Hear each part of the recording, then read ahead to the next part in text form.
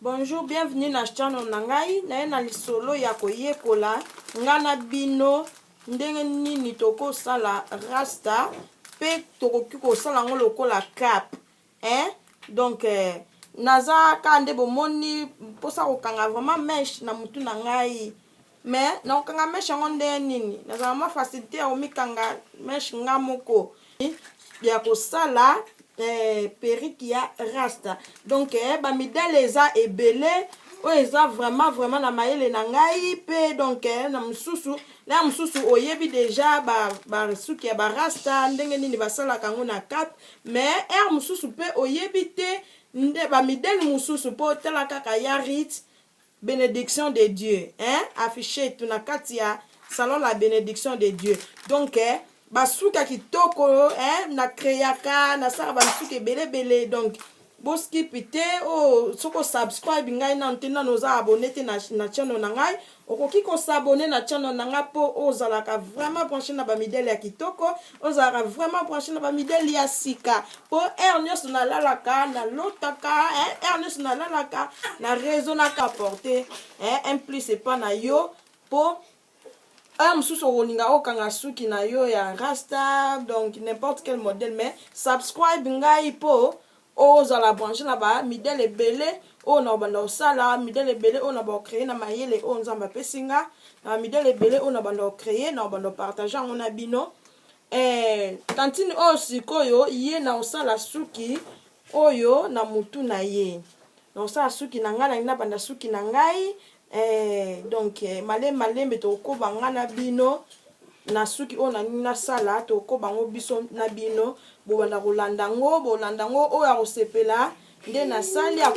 ko like yango akoki pe ko partager ngo na baninga na bandeko cap oyo eza vraiment cher te eza nango juste une livre na neuf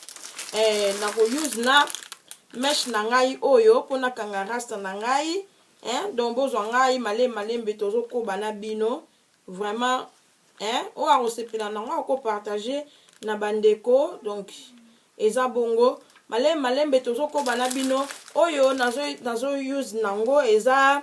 tisi ya closure yango nde pe eko edengai pona mesh na nga ndenge nini na kokanga. Donc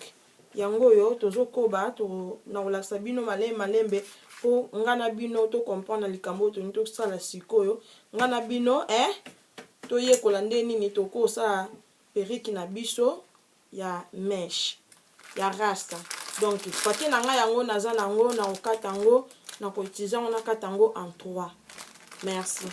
Oyo dom cap kande na lobaki oyo dom cap nde na lobaki nazo latisa tantine oyo dom cap na ngai yango oyo na latisi ye. Donc malembe tokoba na bino awa naza na singa na ngai ya suki singa na nga suki pe naza na tonga na ngai yango oyo kande bozomona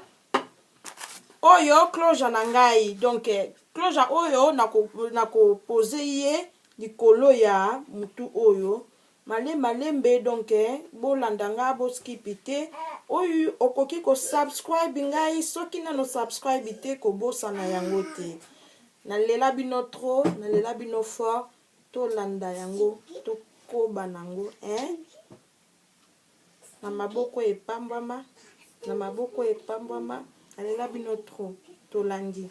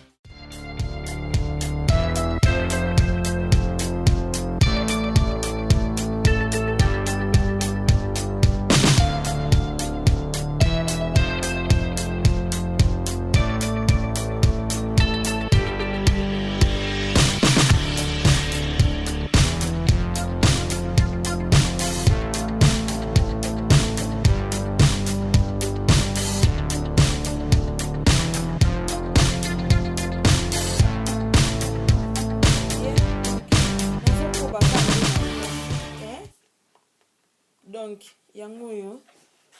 na continuer kaka po awa déjà bozwa ngo na mati moni na mati na komi likolo déjà donc tozobeta ngo dada kaka ka mingi te ezosila osiliki te comme nasalaki yango kangaki yango ezalaki vraiment ebele te yango nazokanga awa yango oyo nazoutilize singa oyo ezoyedenga mpona kokanga meshe na ngai apres so tokomi na likolo awa nde tosala makambo mosusu place wana donc yango nakotisi boye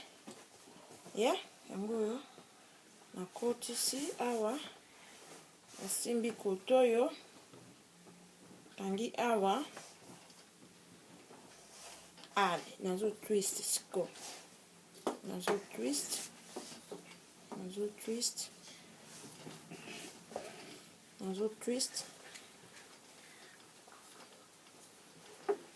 ezo dépend sopo olingi na sopo omoni ke ozono makasi te ya kosala yango le même jour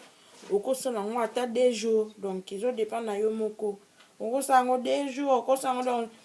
jour nyonso te olingi mpo so oza no presse te surtout so oza no presse te ya kosala ya kosala meshe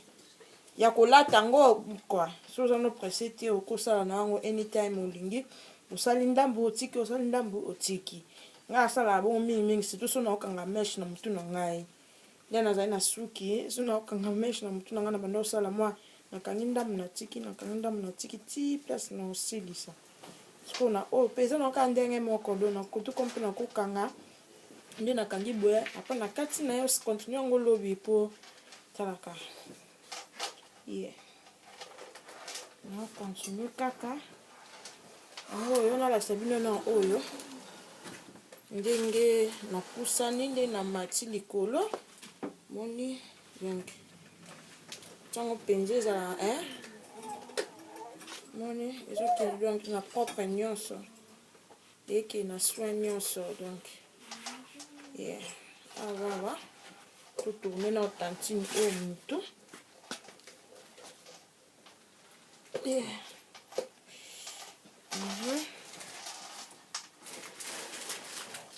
yango bien donc yango oyo kote ya liboso yango donc tokende boye beta yango rapide